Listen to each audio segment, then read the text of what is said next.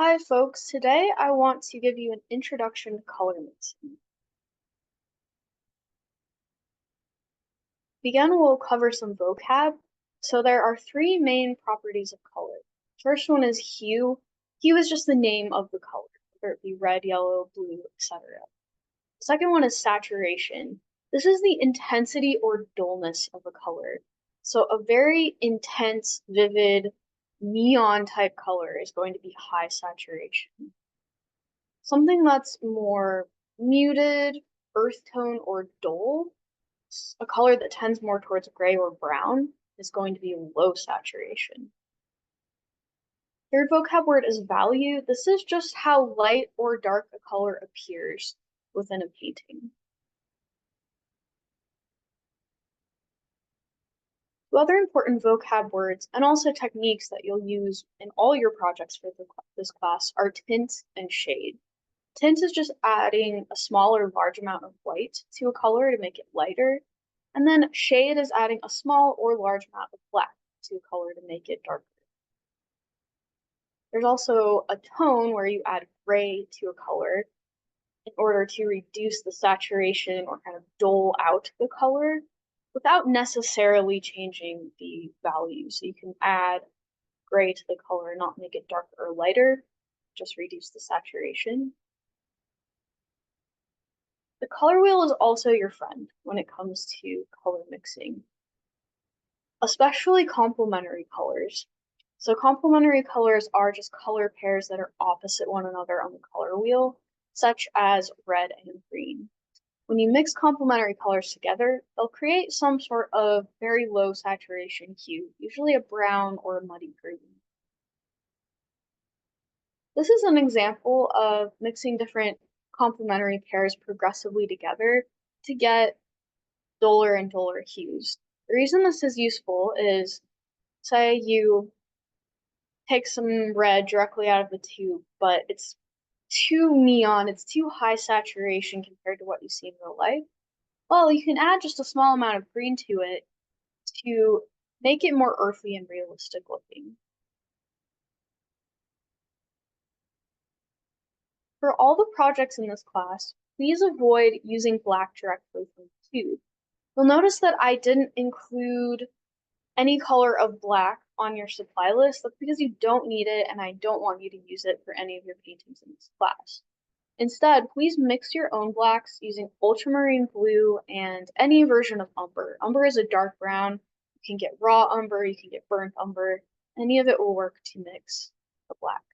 There are other ways to mix black, but this is the one I like the best. It's the most straightforward and also allows you to control the color temperature of the black. So if you use a greater amount of ultramarine blue in the mixture, then that will give you a warmer black, or rather a colder black. I misspoke there. So ultramarine blue will give you a colder black, and then using a greater amount of umber in the mixture will give you a warmer black. And then you just simply add white into that mixture to create a whole range of grays. I use Monet as an example here because many painters in general, but also impressionists, didn't use black or rarely use black in their paintings. And the reason for this is to keep the colors really vibrant and synergistic. Using a flat black directly out of the tube can really kill the vibrancy of your colors in many compositions. Not all. There are many examples of paintings that use black very successfully. So it's not off the table forever, just for purposes of this course. Please mix your own blacks and also consider using other colors for your shadowed areas in a painting. Other colors you might consider for shadowed areas would be dark blue to a dark green or red. And you can always look at Impressionist paintings online to get examples of creative ways to create shadows that are still colorful. Next, we'll look at a simplified color wheel that teaches us about color temperature.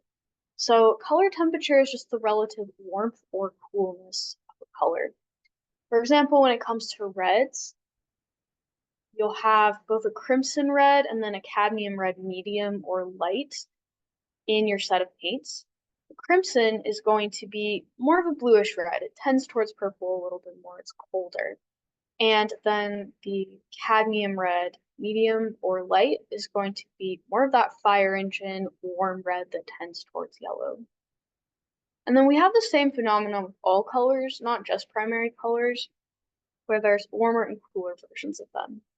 If you have two tubes of paint of the same color or similar colors, they're both blue, but they're different versions of blue, you often have to hold them up next to each other, or better yet, make color swatches of each to see which is warmer and which is cooler. First, we'll take a look at yellow. So you can think of cold yellows as more of your lemon yellows or your yellows that have a green undertone. Warm yellows are going to be yellows that tend more towards orange. Once again, we have a red example here. So the alizarian crimson at left is your cool red, and the cadmium red right is your warm red. And then here's some other examples as well. Blue can get a little bit confusing because it's already such a cold color that it will either tend towards purple or green. And whether you call greenish blues warmer or cooler, that part just gets confusing. But the main thing you need to know for blues is that some of them will be more purplish and some of them will be more greenish. And that will affect your color mixing.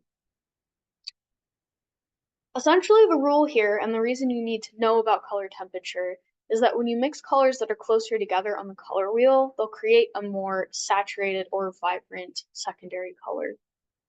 One example of this, if you mix a warm yellow and a warm red, you'll get a much more saturated orange than if you mixed, here we have this cool bluish red and this cool greenish yellow.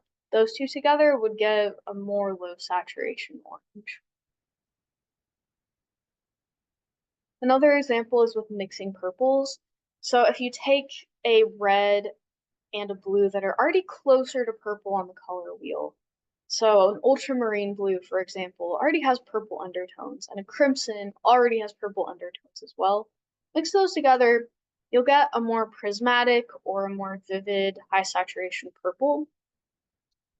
Whereas if you mix your fire engine type cadmium red light with maybe your phthalo blue has more of a green undertone, then you will get more of a muddy purple, which you might want in some cases. One way you can think about this is because a fire engine red has kind of a yellowish, orangish undertone, and then a phthalo, this isn't the example here, but a phthalo blue has more of a greenish undertone. Those undertones are complementary. You're working with a green undertone and more of a reddish undertone. So when you put those together, it creates a brown undertone. If that's helpful, remember that. If not, just reference this color wheel here, and this will help you figure out what to mix together to get more saturated or less saturated secondary colors. Another important part of it is practice, because this can vary slightly between brands of paint, and there's so many different names for paint colors. So you also just have to try out what you have and see what happens when you mix your different yellows and reds. Another big takeaway from this is that you do need a warm and cool version of each primary to be able to mix a pretty full range of colors from your paint set. There's still certain colors, like a really prismatic, vivid purple, won't really be able to mix that. That is something you can buy if you're really needing it. Or sometimes greens can be hard to mix as well. That's another one can be good to have in your set. Some examples of that might be a viridian green or a dioxazine purple are two colors that are nice to add to your set of paints if you want to. It's not required for this class because paints are expensive. This is an example of a list of colors that I gave you guys for your materials list. And it just gives a quick rundown of which ones are cool and which ones are warm. So this is a great reference. You are free to mix and match some of these colors. So for example, if you went to the store and you found a cadmium yellow medium, all right, you've got your warm yellow. Maybe they don't have lemon yellow, but they do have cadmium yellow light. Cadmium yellow light and lemon yellow could both be your cold yellow. And then we also have three earth tones, which are burnt sienna, yellow ochre, and raw umber. respectively. That's your rusty brown, your earthy yellow, and then dark brown.